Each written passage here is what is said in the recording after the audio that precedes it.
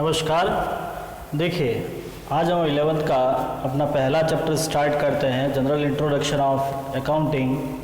देखिए, आज से पहले आपने 10वीं तक जो कुछ पढ़ा है, क्लास 10 तक आपके पास जो कि सब्जेक्ट थे या जो कि टॉपिक आपने पहले से पढ़कर आए हैं, तो वो सारे यहाँ कुछ हद तक कम आपके लिए इम्पोर्टेंस रखते हैं। मैं ये कह सकता हूँ कि न के बराबर है। मीन्स आपसे ये कहा जा सकता है कि आप यदि उन चैप्टर्स को या उन टॉपिक्स को यदि हाथ भी नहीं देते हो तो भी कोई आवश्यकता नहीं रहती है। हमारे लिए एक नया चैप्टर, नया सब्जेक्ट हम आज अकाउंट से स्टार्ट करते हैं। हमारा पहला चैप्टर आपके सामने हमने लिखा है 3 शब्द, अकाउंट्स, अकाउंटिंग एंड अकाउंटेंसी। देखिए, तीनों ही शब्द कुछ हद तक दिखने में सिमिलर है, लेकिन इनका जब मीनिंग जानते हैं तो अलग अलग है। आज हम इन तीनों वर्ड पर डिस्कस नहीं करेंगे। हमारा पहला वर्ड है अकाउंटिंग और इसी पर हम थोड़ा सा काम करेंगे। तो लीजिए हम स्टार्ट करते हैं। उससे पहले एक बात आपको पहले से क्लियर कर लेता हूँ कि आपका ये बेसिक है।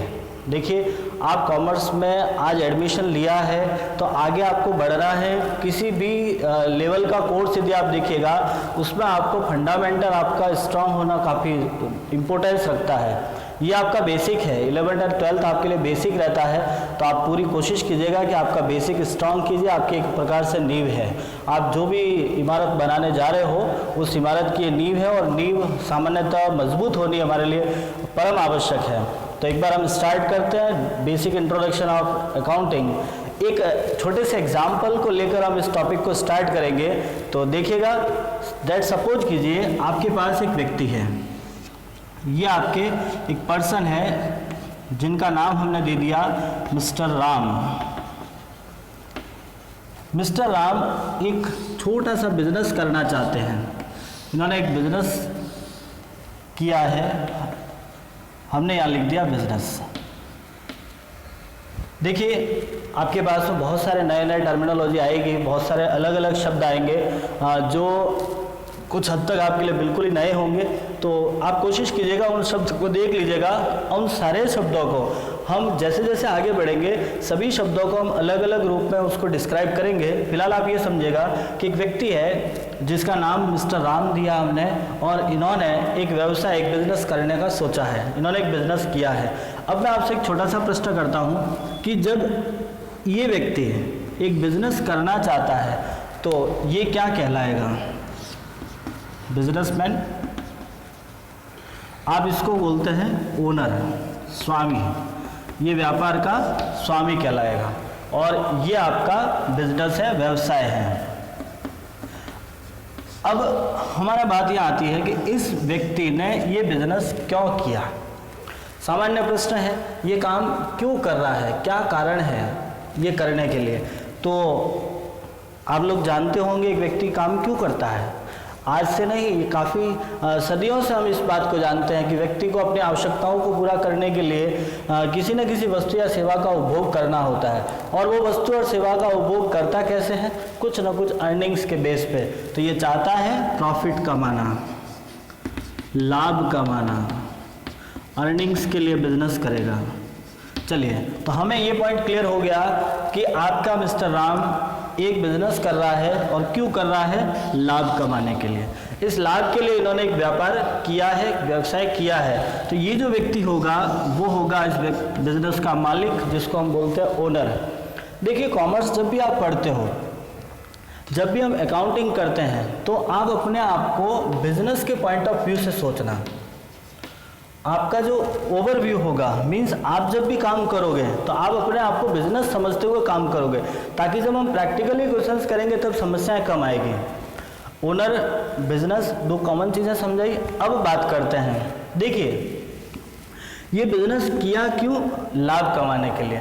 अब हमें लाभ कितना हुआ ये कैसे पता चलेगा? तो हम एक सपोज करते हैं कि ये बिजनेस हमने किया था 1 अप्रैल 2019 को, 31 मार्च 2020।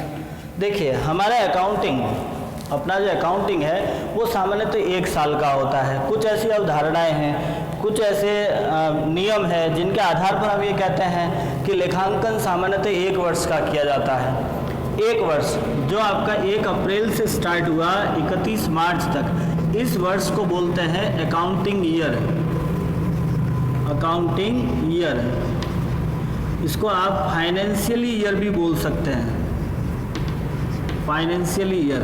देखिए हमारा हमेशा फाइनेंशियल ईयर 1 अप्रैल को स्टार्ट होता है, 31 मार्च को समाप्त होता है। तो 1 अप्रैल से 31 मार्च तक हमने क्या काम किया और उसके बदले में हमको कितना मिला, ये कैलकुलेशन करने के लिए आपको ये काम करना पड़ता है।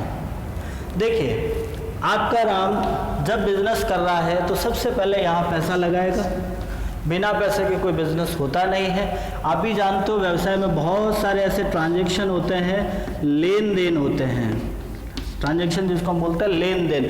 लेन देन का मतलब जैसे मान लीजिए आपने सबसे पहले माल खरीदा होगा, आपने किराया चुकाया, वेतन दिया, मजदूरी दी, ये इस तरह से बहुत सारे ऐसे खर्चे हैं। आपने माल बेचा होगा तो उससे पैसा भी आया होगा। मतलब आपके व्यापार में एक साल में बहुत सारे ट्रांजैक्शन होते हैं, माल खरीदते भी हैं, बेचते भी हैं, किराया भी देते हैं, वेतन भी देते हैं, मजदूरी भी देते हैं, भाड़ा भी देते हैं। इस तरह से आपके व्यापार में ऐसे छोटे छोटे बहुत सारे ट्रांजैक्शन होते रहते हैं और उन्हीं ट्रांजैक्शन को हमको रिकॉर्ड करना पड़ता है। क्यों रिकॉर्ड करना पड़ता है? हमारे दिमाग में प्रश्न चला कि सर ऐसा क्या ज़रूरी है इन सारे ट्रांजैक्शन को लिखना? तो सिंपल सी बात है, मानव है, भूल जाते हैं। आज आपने क्या काम किया, आप 4 दिन याद नहीं रख सकते, तो ये तो 12 महीने हैं, आपके पास 365 दिन हैं। 365 दिन में आपने किस दिन में क्या हिसाब किया था याद नहीं रहता है। तो इसीलिए हम ये काम करते हैं कि हमारे यहाँ पे पूरे साल भर में जो भी ट्रांजैक्शन हुए हैं, जो भी काम किया है, उन सबको हम एक सिस्टमेटिक ढंग से लिख लेते हैं और सिस्टमेटिक ढंग से लिखना ही अकाउंटिंग कहलाता है। अकाउंटिंग का मतलब ये होता है कि ऐसे ट्रांजैक्शन को हम अपने एक सिस्टम के अकॉर्डिंग उसको रिकॉर्ड कर लेते हैं, लिख लेते हैं, उसी को हम अपना अकाउंटिंग कहते हैं। दूसरी बात, सर हमने एक काम किया, साल भर में जो भी पैसा आया पैसा गया उसके ट्रांजैक्शन को रिकॉर्ड करते हैं और 31 मार्च जैसे ही आपका साल पूरा होगा उस दिन हम उसका एक ओवरऑल कैलकुलेशन करते हैं कि हमने कितना कमाया है, कितना खर्च किया है। तो आप देख सकते हो आपको टोटली मान लीजिए हमारे पास इनकम हुआ था 1,20,000 रुपये। मैं छोटा सा बिजनेस समझता हूँ कि मान लीजिए पूरे साल भर में आपको इनकम हुआ 1,20,000, जो कहीं से भी पैसा आया, चाहे माल बेचा है या कोई दूसरी चीज़ें बेची है, जिस तरह से उसमें से आपने खर्च कर दिया, आपने 80,000 खर्च कर दिया। क्योंकि देखिए जब हमारे पास में इनकम हो रही है तो खर्चा भी होगा, क्योंकि व्यवसाय चलता है, नॉर्मली नहीं चलता है, आपको बिजनेस में इनकम के साथ एक्सपेंसेस भी करना पड़ता है। तो जैसे आपका एक्सपेंसेस 80,000 हो गया तो आपके पास पीछे बचे 40,000 है और ये 40,000 आपका क्या होगा, प्रॉफिट।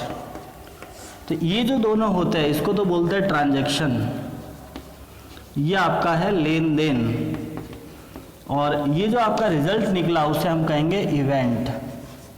इवेंट का मीन्स हम जिसके लिए काम कर रहे थे वो इसीलिए हमने ये काम किया था कि हमको पता चल जाए कि हमारा प्रॉफिट एंड लॉस हुआ कैसे है। तो एक ये अकाउंटिंग का एक ओवरव्यू था कि अकाउंटिंग होती क्यों है, कैसे करते हैं, क्या सिस्टम होता है, कैसे स्टेप होते हैं। तो हमने इस चीज़ को थोड़ा सा समझा। अब हम ये समझते हैं कि अकाउंटिंग करेंगे कैसे, क्या प्रोसेस होता है, क्या मीनिंग होता है, क्या सिस्टम होता है। तो सिस्टम आपको कुछ इस तरह से फॉलो करना है। सिस्टम के लिए आपको एक प्रोसेस समझना होगा कि अकाउंट होती कैसे है, अकाउंटिंग कैसे करेंगे। तो उसको हम लिखते हैं एक प्रोसेस के रूप में, जिसको बोलेंगे अकाउंटिंग प्रोसेस, लेखांकन प्रक्रिया। देखिए आप हमेशा इस पॉइंट को याद रखिएगा, केवल 11th में ना, आगे भी जाकर जहाँ जहाँ आप इस अकाउंट्स को पढ़ोगे इस प्रोसेस को हमेशा फॉलो करना होता है। मैं लिखता हूँ लेखांकन प्रक्रिया।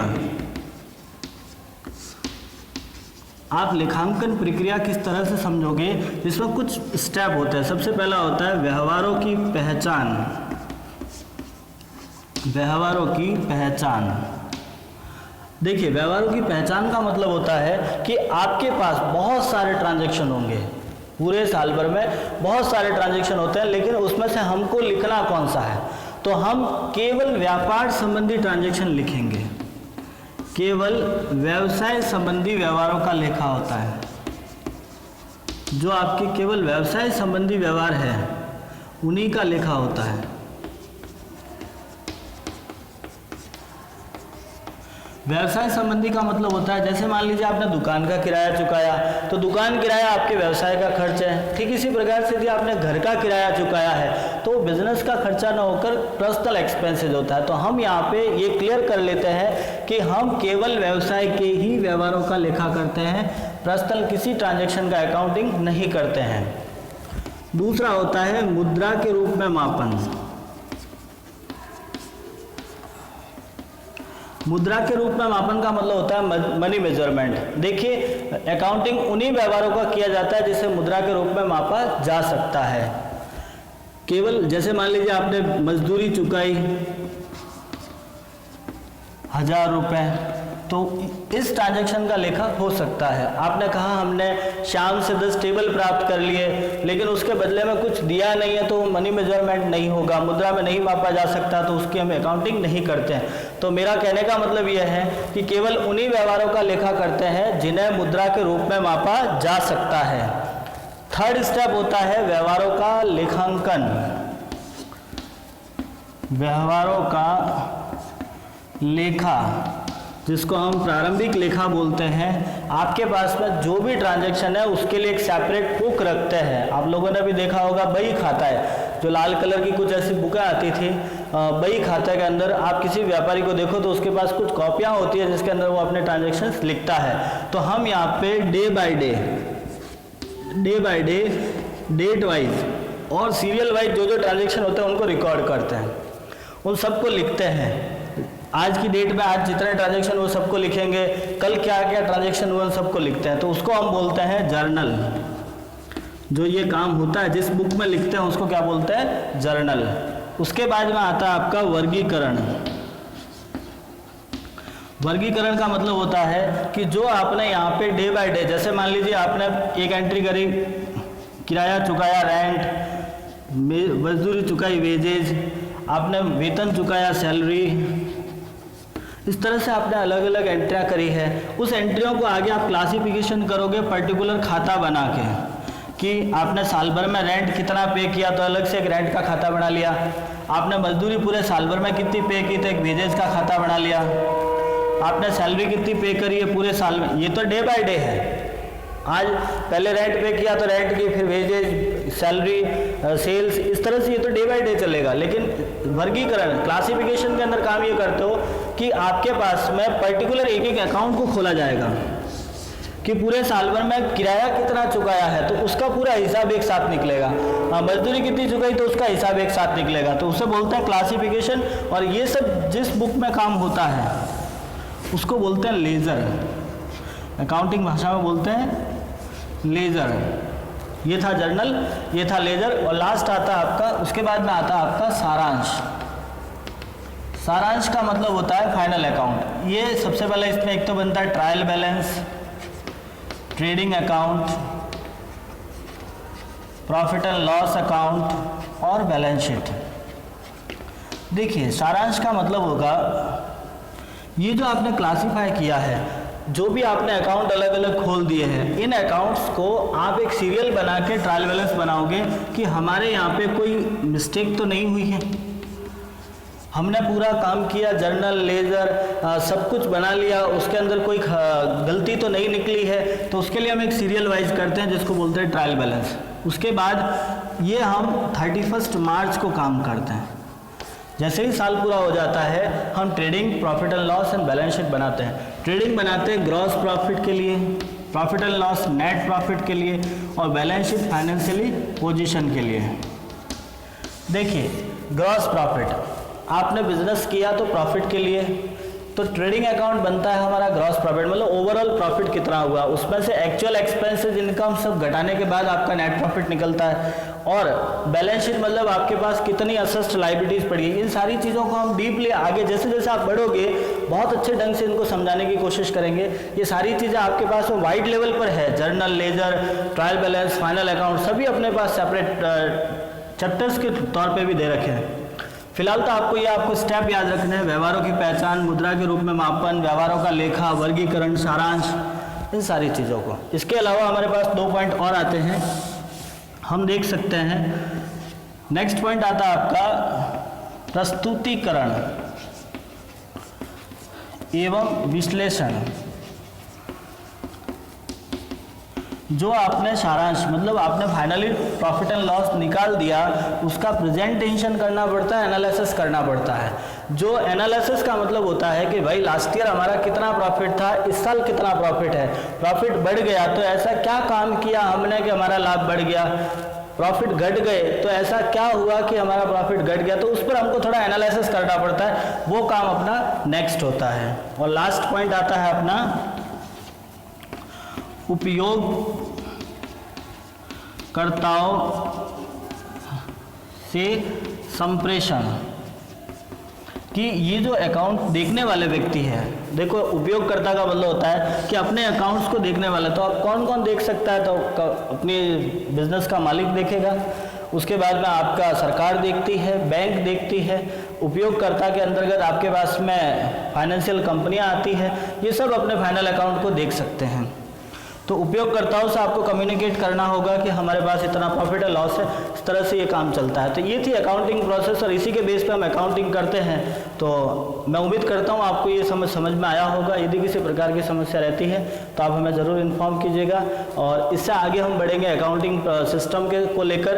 अकाउंटिंग करेक्टरिस्टिक्स भी देखेंगे, कुछ फीचर्स भी हैं इसके, कुछ इंपॉर्टेंस भी है, कॉन्सेप्ट भी है और बेसिक टर्मिनोलॉजी भी है। ये सारे पॉइंट्स हमको नेक्स्ट आगे की वीडियो में हम समझाएंगे। फिलहाल आप कोशिश कीजिएगा यहाँ तक समझने के लिए। समस्याएं रहती है तो आप हमें ज़रूर इन्फॉर्म कीजिएगा। धन्यवाद।